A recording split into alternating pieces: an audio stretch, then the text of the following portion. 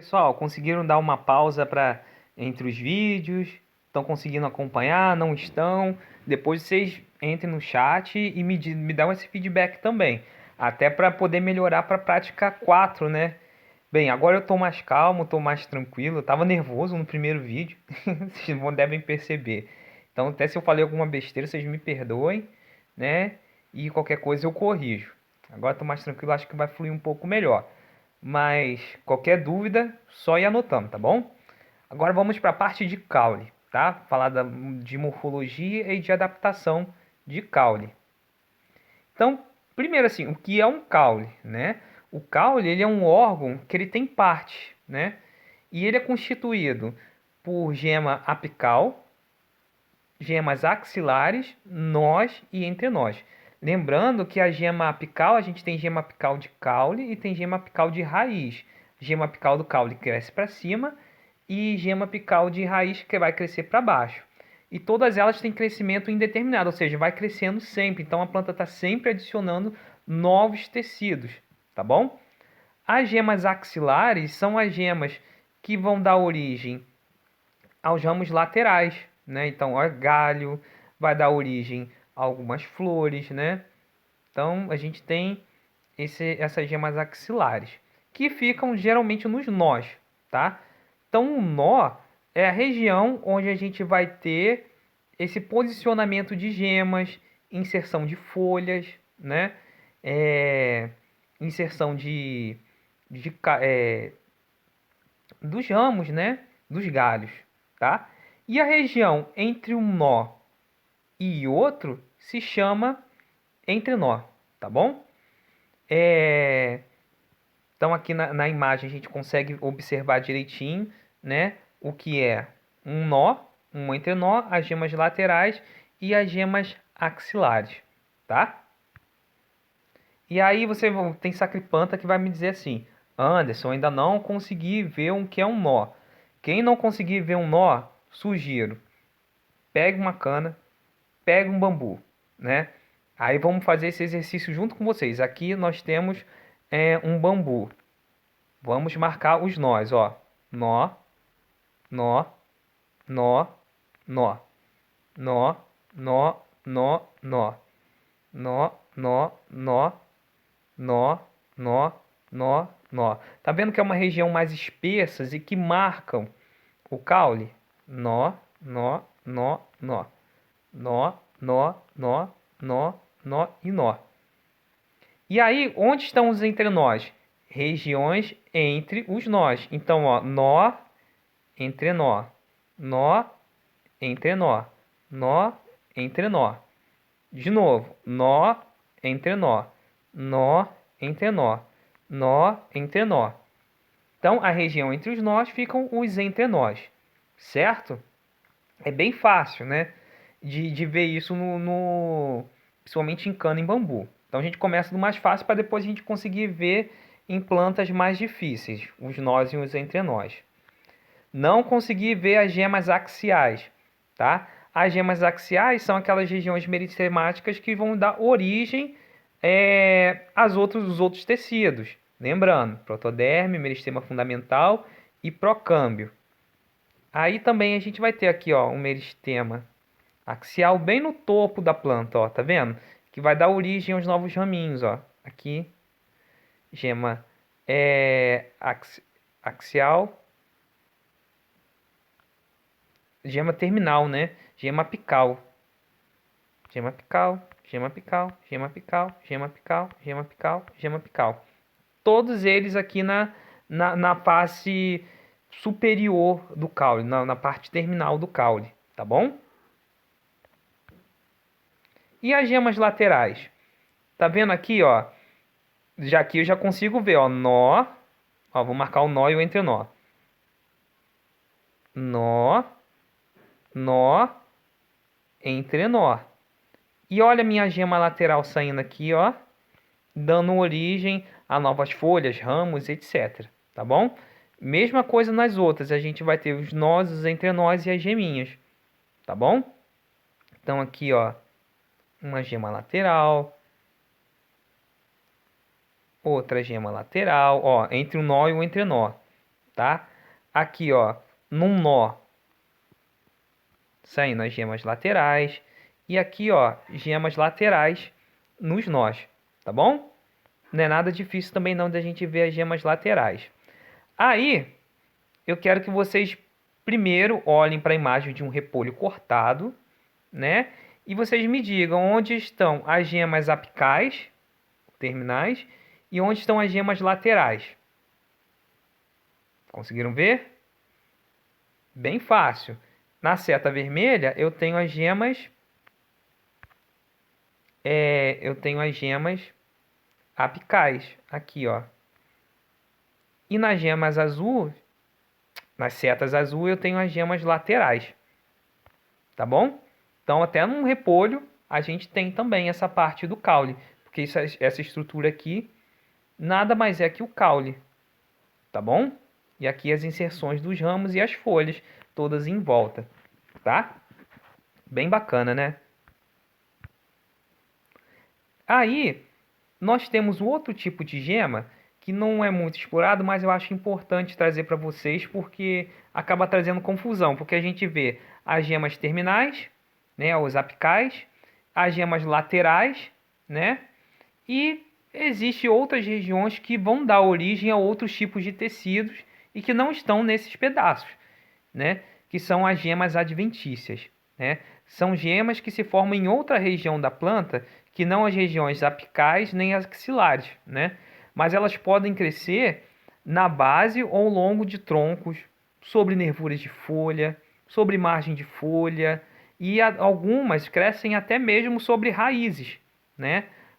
Aí a gente chama de raízes gemíferas, né? Que possuem gemas. Aqui nessa imagem, a gente consegue ver que tem inserção de galhos ao longo do tronco inteiro, né? Então a gente tem gemas, né, que está formando galhos, mas essas gemas são gemas adventícias, que não estão advindo de um nó, tá bom? Aqui nós temos várias gemas adventícias. Nesse primeiro caso aqui,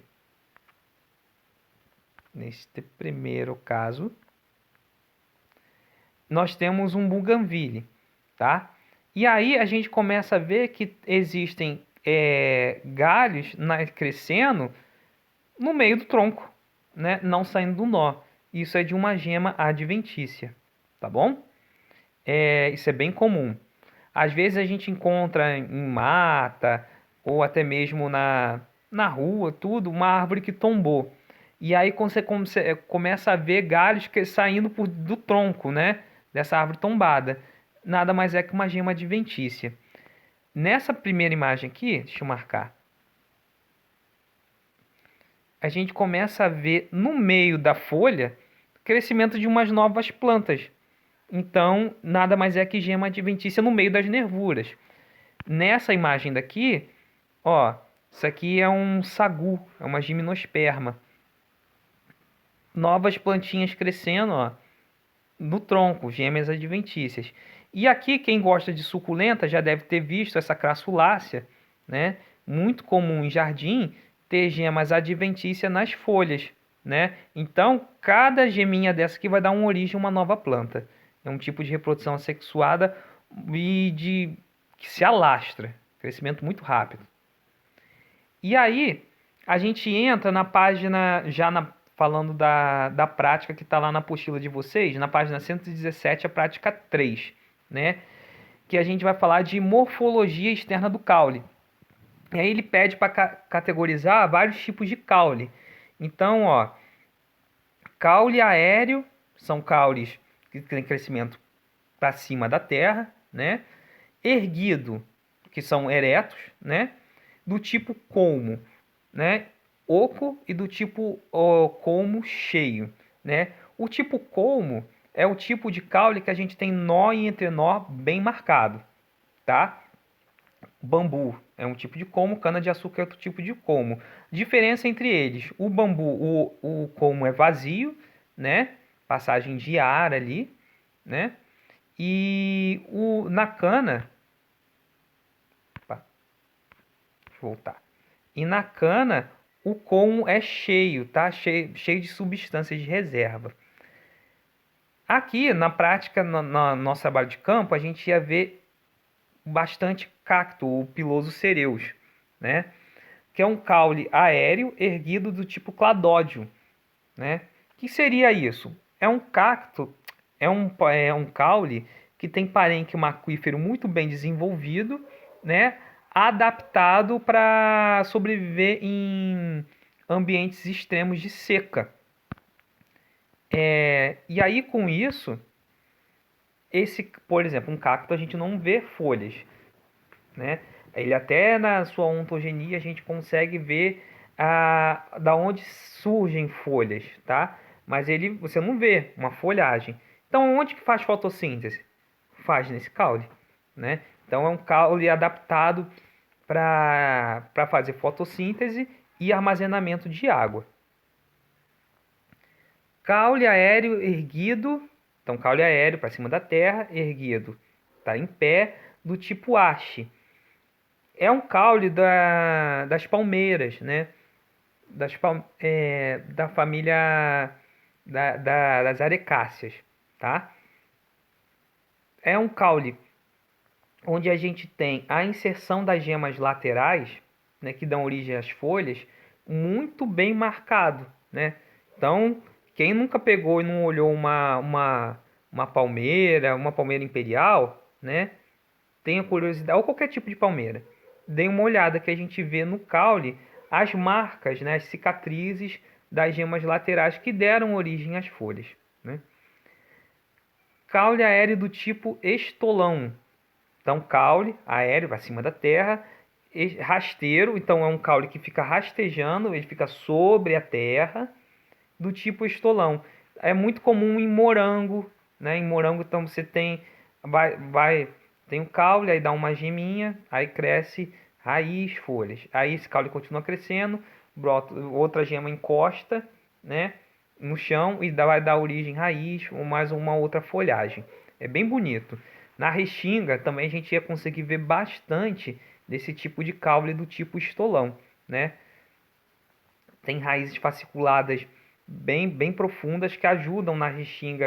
Além desse caule tipo estolão, ele alastrar nas dunas, ele dá bastante raízes, né, do tipo fasciculada.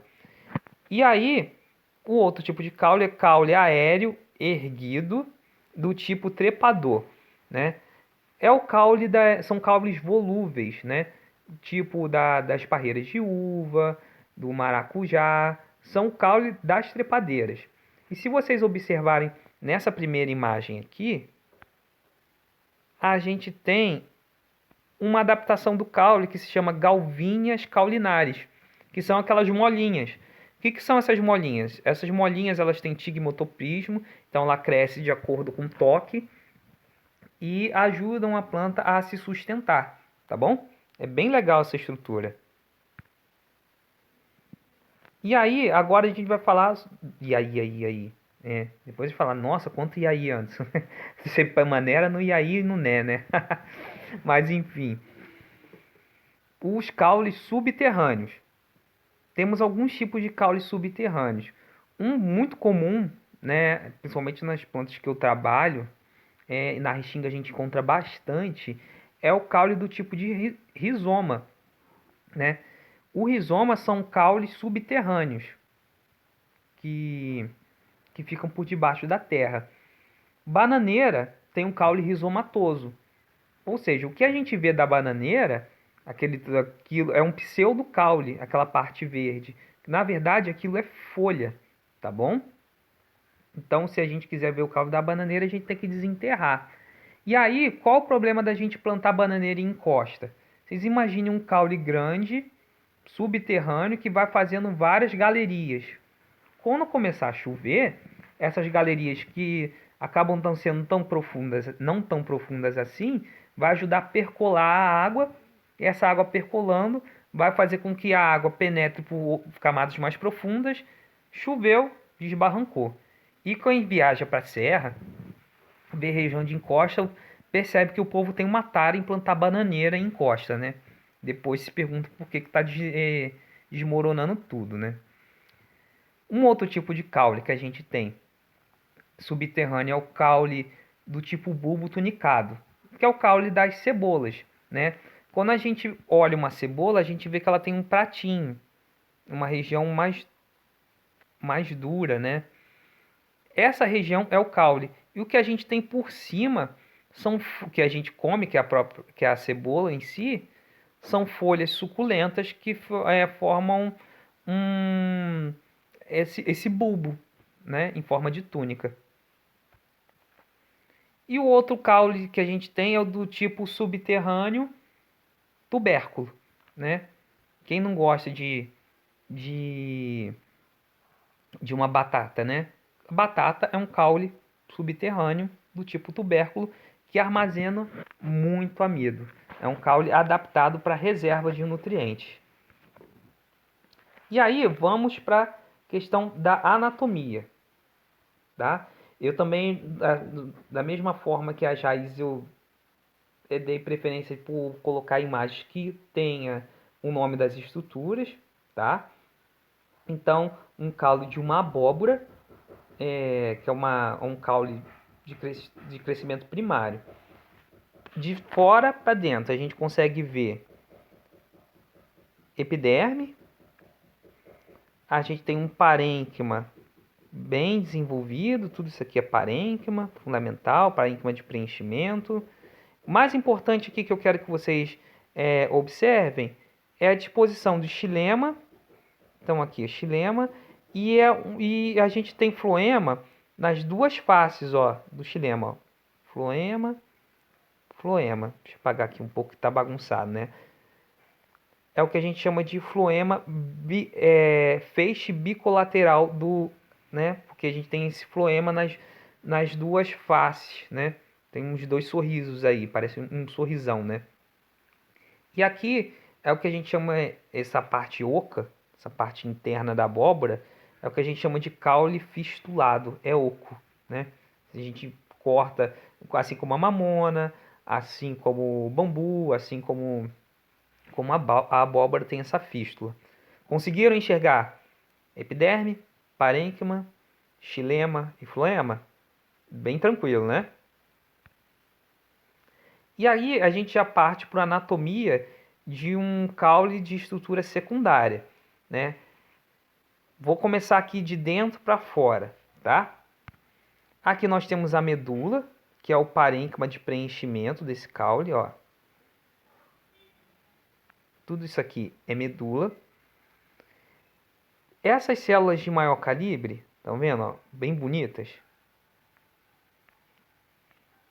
É o xilema, tá bom? Esse aqui é o xilema secundário, tem crescimento secundário.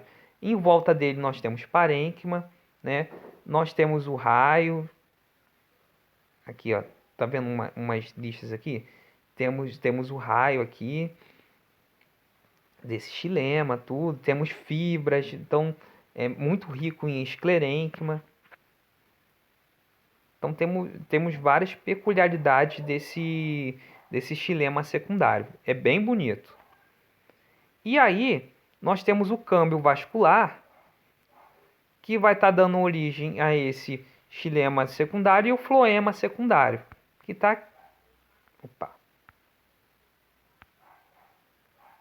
aqui, nessa região. Então, essa é a parte de intensa atividade e intenso crescimento dessa planta, tá bom? Que vai estar dando origem a esses tecidos secundários. Para cá em azul, para cá mais à esquerda, para a parte externa, nós temos o floema secundário e mais externo nós temos a periderme. Todo mundo conseguiu enxergar essas estruturas? A imagem está bem nítida, né?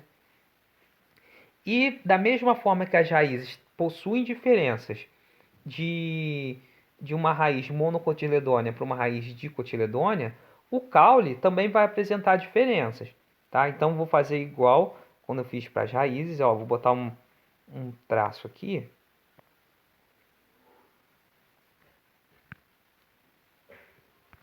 Vou colocar um traço para poder aqui marcar diferença. A parte de cima estou falando de caule, a parte de baixo estou falando de raiz. O que está representado aqui nas eucotiledôneas em mais laranjinha é o floema e mais em verde é o xilema, tá bom? E aqui, opa, um minuto só, pessoal. Não, não. Deu um problema aqui, pessoal. Já vou voltar.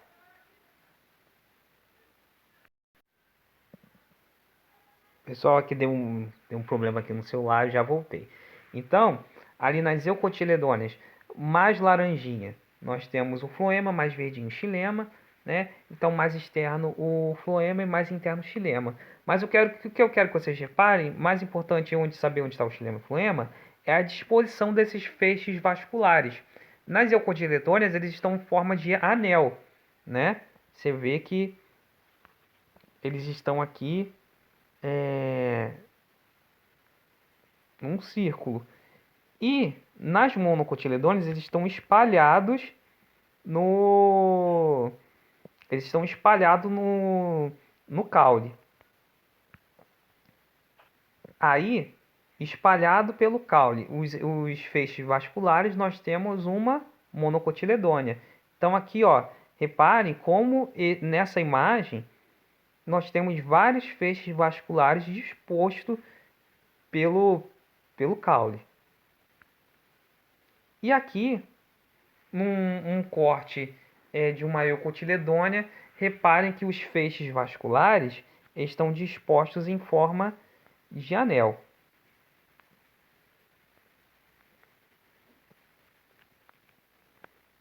Tá? Sem essa organização do caule de crescimento em forma de anel, seria quase que impossível ter crescimento secundário, tá bom? É importante essa organização, até mesmo porque depois essa organização se mantém também na estrutura secundária. E aí, para a questão 3, para poder finalizar, tem um videozinho curtíssimo, muito curto, que fala de um experimento de translocação de soluto no caule. E aí, é um vídeo que não tem, ele não explica, ele só mostra o experimento. Eu quero que vocês expliquem como é que a água que está chegando naquele caule está chegando até a face terminal, tá? E colorindo a rosa. Então, é explicar como se dá a condição do corante do caule até a rosa, tá bom? E espero que vocês tenham gostado e qualquer coisa, qualquer dúvida, por favor, entre em contato.